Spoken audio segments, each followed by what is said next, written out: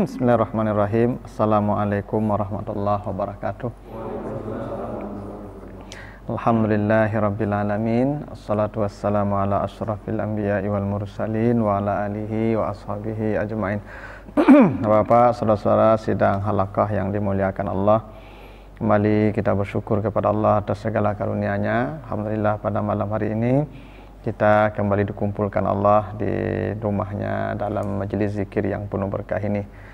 Walaupun jumlah kita agak menipis sedikit hari ini ya, karena mungkin banyak kesibukan ya. Mudah-mudahan yang berhalangan ya karena uzur dan tetap dicatatkan pahalanya oleh Allah. Seperti biasa kita baca satu hadis, lalu kemudian kita diskusi, dan diskusinya tidak terbatas pada tema hadis yang kita bahas. Karena halaqah ini ya diskusi lepas sebetulnya, cuman kan harus dibuka dulu dengan dengan sesuatu pembuka. Ya, kita baca hadis satu, hadis dari Abi Hurairah, hadis riwayat Muslim. Qala Rasulullah sallallahu alaihi wasallam, haqqul muslim 'alal muslim sittun. Iza laqaitahu fasallim alaih, wa iza da'aka fa'ajibhu, wa iza stansahaka fa'ansahu, wa iza atasa fahamidallah fashammidhu, wa iza marida fa'udhu, wa iza mata fattaba'hu. Kata Nabi, kewajiban muslim, kalau di sini sebut hak muslim terhadap muslim lain, itu ada 6. Jadi hak muslim ya, kalau hak muslim itu arti kewajiban bagi yang lain. Jadi hak bagi orang lain, kewajiban bagi yang lain. Jadi hak muslim terhadap muslim yang lain ada 6. Pertama, apabila engkau bertemu dengannya, maka engkau mengucapkan salam kepadanya. Bila engkau diundangnya, maka engkau jawab undangannya. Dan bila dia meminta nasihat kepadamu, maka beri dia nasihat. Dan apabila dia bersin lalu dia memuji Allah, maka doakan dia. Dan apabila dia sakit, maka jenguklah dia. Dan apabila dia meninggal dunia, maka layatlah jenazahnya sampai ke kuburan. Kira-kira itu Pak ya. Ini hadis ini menjelaskan kewajiban kita sesama muslim. Tapi bahasa Nabi bukan kewajiban Pak, hak. Jadi hak muslim dari muslim yang lain.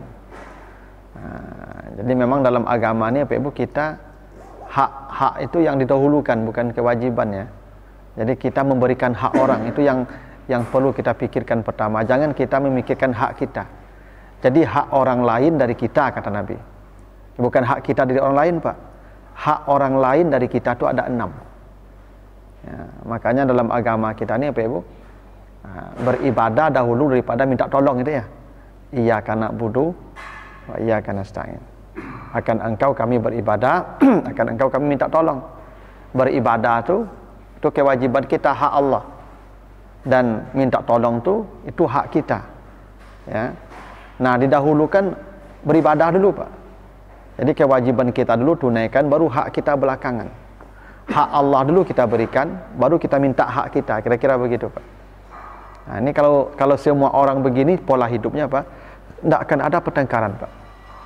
Kalau suami memikirkan apa hak istri saya lagi, kalau istri memikirkan apa hak suami saya lagi, kalau tetangga apa hak tetangga saya. Jadi semua orang memikirkan hak orang lain yang ada pada dirinya yang harus dia berikan. Kalau begitu kan tidak ada pertengkaran Pak. Ini pertengkaran ini baru terjadi kalau semua orang memikirkan haknya, bukan hak orang. Maka agama kita mengaturkan hak orang lain dari dia ada 6. Jadi bukan kewajiban dia, bukan kewajiban orang untuk dia, hak orang dari dia. Nabi menyebutkan sesama muslim itu ada hak orang 6 yang harus kita penuhi. Itu hak orang lain, bukan hak kita, tapi kewajiban bagi kita. Apa tuh hak yang 6 itu dari kita, dari orang untuk orang lain itu? Apabila kamu bertemu dengannya, maka kamu mengucapkan salam kepadanya, itu hak dia. Jadi kalau kita bertemu Pak, maka hak orang kita mengucapkan salam kepadanya. Itu hak orang.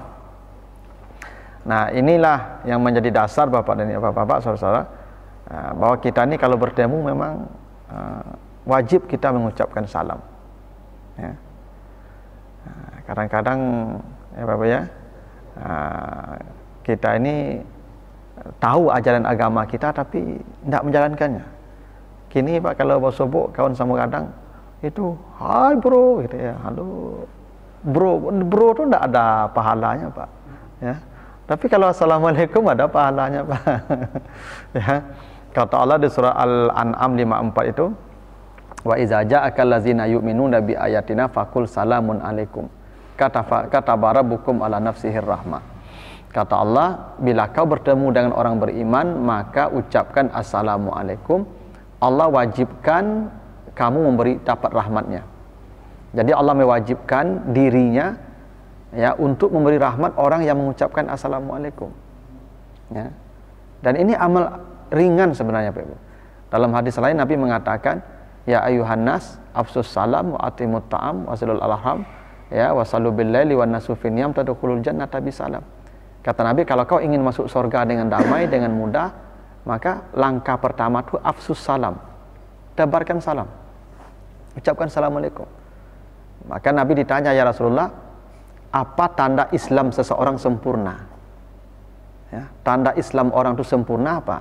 Kata Nabi, an tusallim ala man ta'rif wala wa ala man la ta'rif. Engkau mengucapkan salam kepada orang yang kau kenal ataupun pada orang yang tak kau kenal.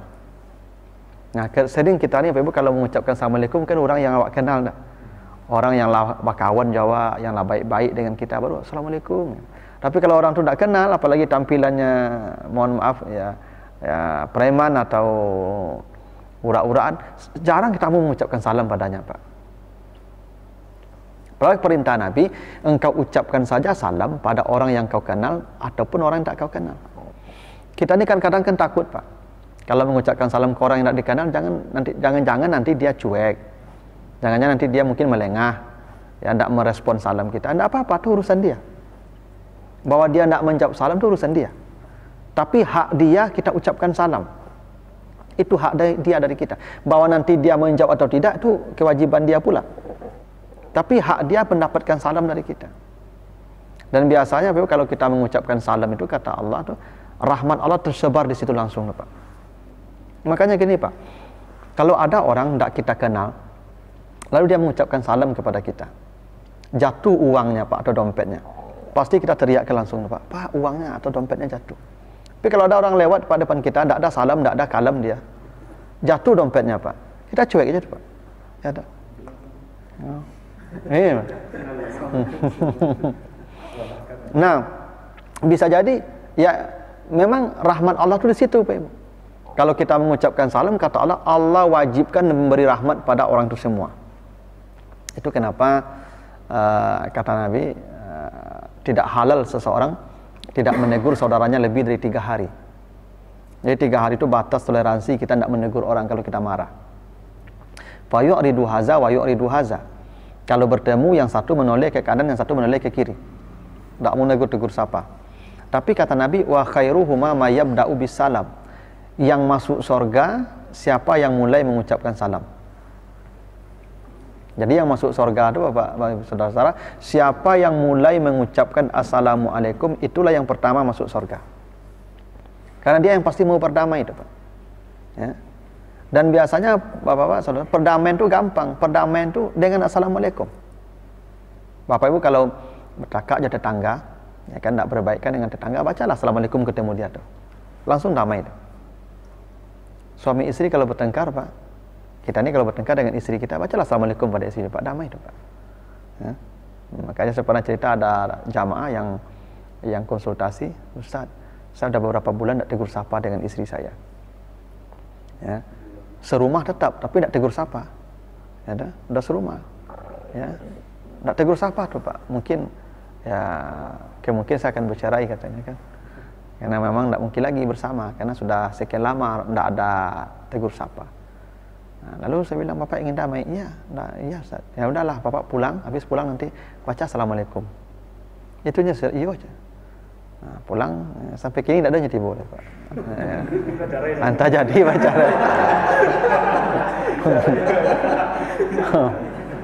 Ya bisa jadinya baca lagi tapi tidak tahu dah boleh tapi tidak ada tiba-tiba boleh kan. Jadi laman tapi itu salam tu hebat salam tu Pak. Maka dalam hadis Bukhari itu Assalamualaikum itu sejak di sorga Pak. Nabi Adam ketika diciptakan diperintah Allah menghadap para malaikat. Kata Allah, ya izhabu ila haula'in nafar. Engkau temuilah tu para malaikat, kata Allah ke Nabi Adam. Fastami, dengarlah apa yang diucapkannya. Begitu Nabi Adam datang ke para malaikat, apa kata malaikat? Assalamu alayka wa rahmatullah. Apa kata Allah? Hazihi tahiyyatuka wa zurriyatika. Inilah salam untukmu dan anak cucumu sampai hari kiamat. Ya. Jadi Assalamualaikum ini tidak bisa diganti dengan selamat pagi, selamat siang, halo bro, halo sis, tidak bisa diganti Pak. Bahkan nanti kita masuk surga, kalau baca nanti di surat Ar-Ra'd ayat 23, kita masuk surga, di depan pintu surga itu para malaikat menanti kita dengan Assalamualaikum, salamun alaikum bima sabartum, begitu kata malaikat. Jadi Assalamualaikum ini memang ungkapan ringan Bapak Ibu. Cuman dampaknya begitu besar dalam hidup kita dunia akhirat. Maka jaminan Allah, kalau kau bertemu mengucapkan salam, Allah wajibkan rahmatnya untuk orang itu. Dan Nabi kan pernah berkata apa Ibu? Ya, bahwa tidak ada orang bisa masuk surga dengan amalnya. Sebanyak pun amal orang tidak bisa masuk surga. Apa yang membawa dia masuk surga? Rahmat Allah. Dan rahmat Allah itu ada pada Assalamualaikum. Makanya doanya Assalamualaikum warahmatullah. Ketika kita mengucapkan salam itu ada 3 yang doa kita tuh. Pertama assalam, selamat. 2 rahmatullah, rahmat Allah. 3 barakatuh, keberkatannya. 3 yang kita doakan Pak. Waalaikumsalam. Nah, jadi itu hebatnya ya salam. Itu yang pertama. Jadi kalau bertemu Pak ya, ini kalau bertemu. Ya, kalau mau pulang enggak lagi Pak. Oh. Jangan Pak Ibu salam panjang, Assalamualaikum panjang saja kan. Bismillahirrahmanirrahim.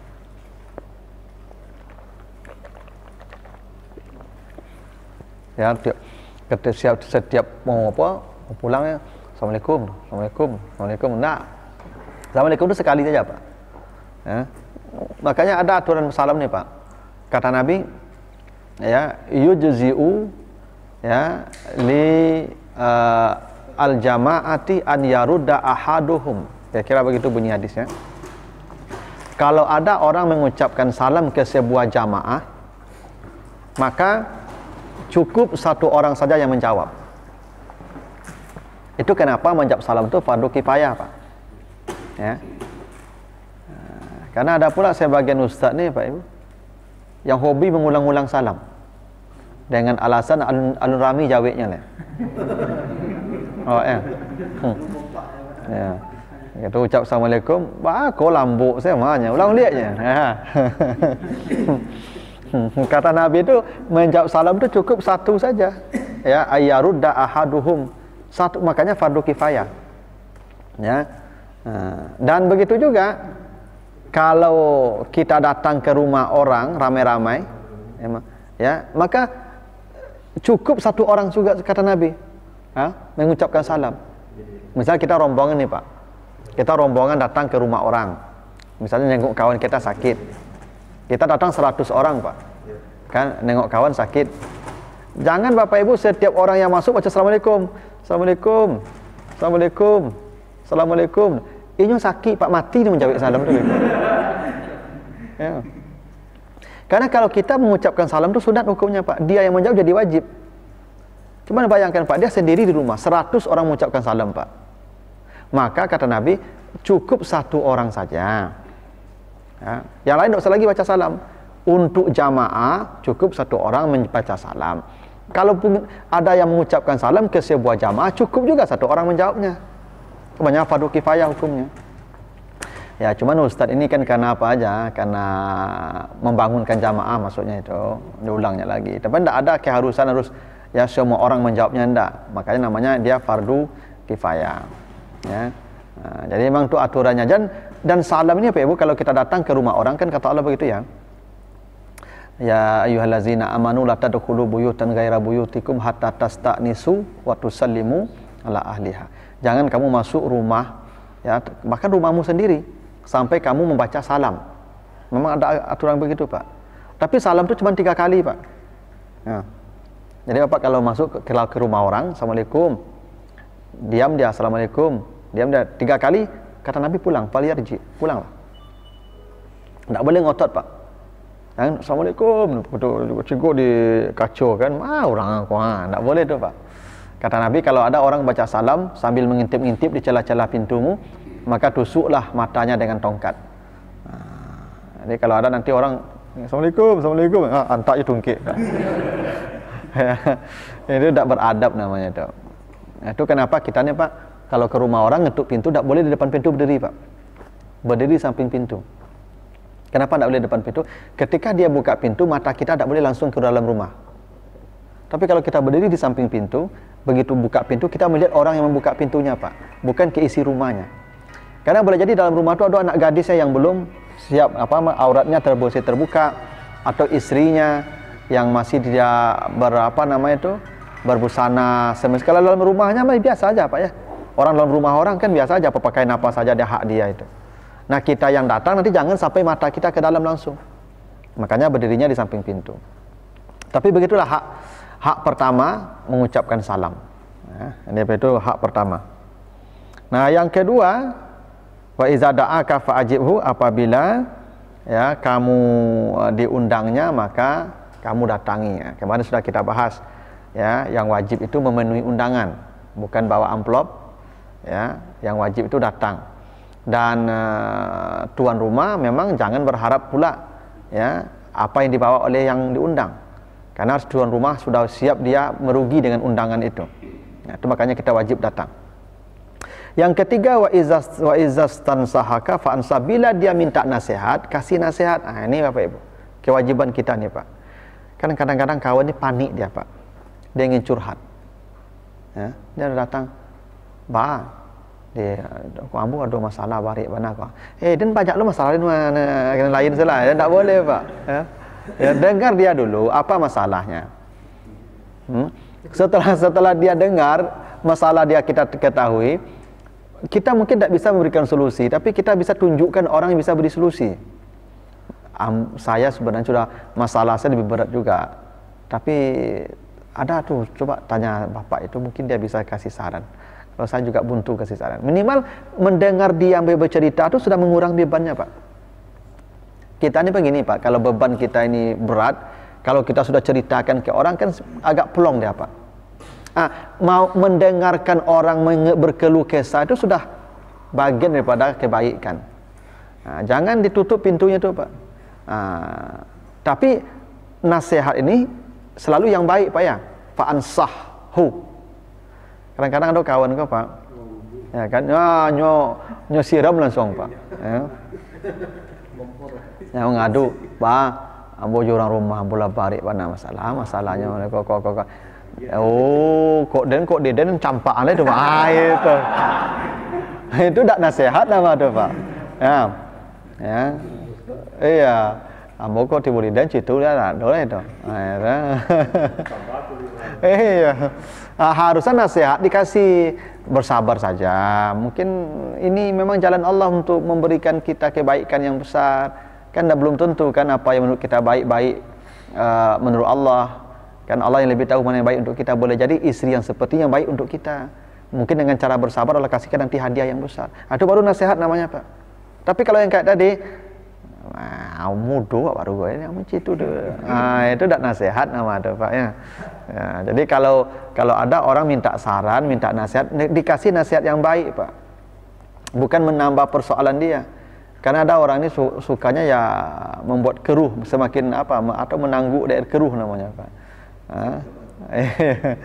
Itu tak boleh. Maka kalau minta nasihat, dia kasih nasihat yang baik.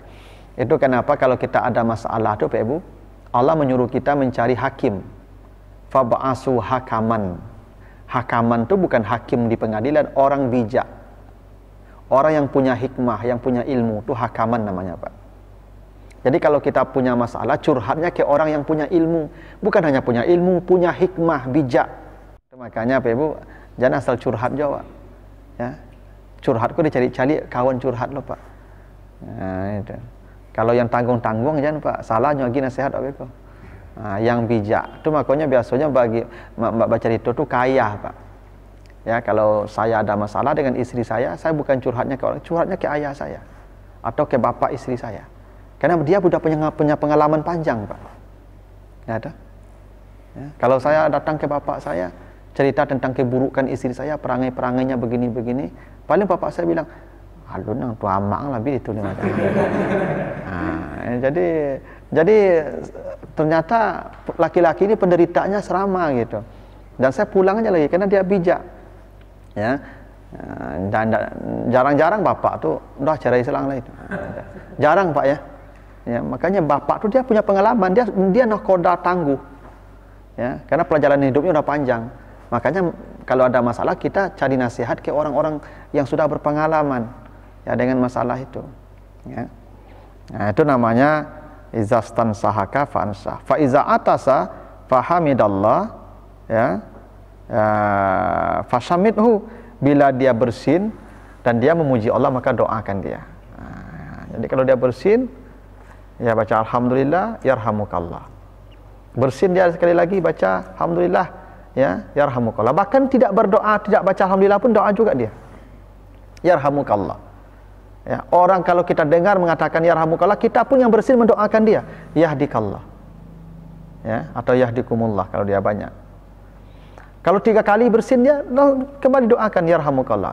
Tapi kalau sudah 4 kali bersin, jangan yarhamukallah aja gitu, Pak. Syafakallah. Ya, itu sakit namanya itu. Ya.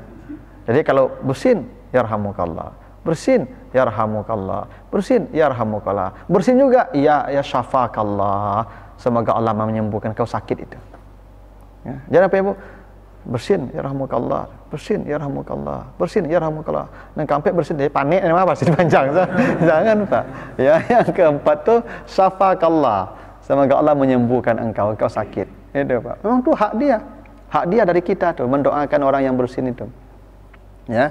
Kadang kita nih Bapak Ibu tuh hal ringan, Pak. Ya, sering orang bersin dekat kita tidak pernah kita mendoakannya. Padahal itu hak dia dari kita. Yang harus kita tunaikan, doakan dia karena bersin itu rahmat dari Allah. Beda dengan mengantuk, at-tasawuf minasyaitan, menguap dari setan. Ada dua, Pak. Bersin cik menguap cik. Kalau bersin kita itu rahmat dari Allah, maka bacalah alhamdulillah. Kalau kita menguap itu dari setan, maka baca auzubillah. Ya, Pak. Nah, kalau orang menguap, itu tidak perlu didoakan, Pak. Ya kan? Tapi kalau orang bersin didoakan, karena orang menguap sering dikajar setan tuh, Pak. Dasar di apa?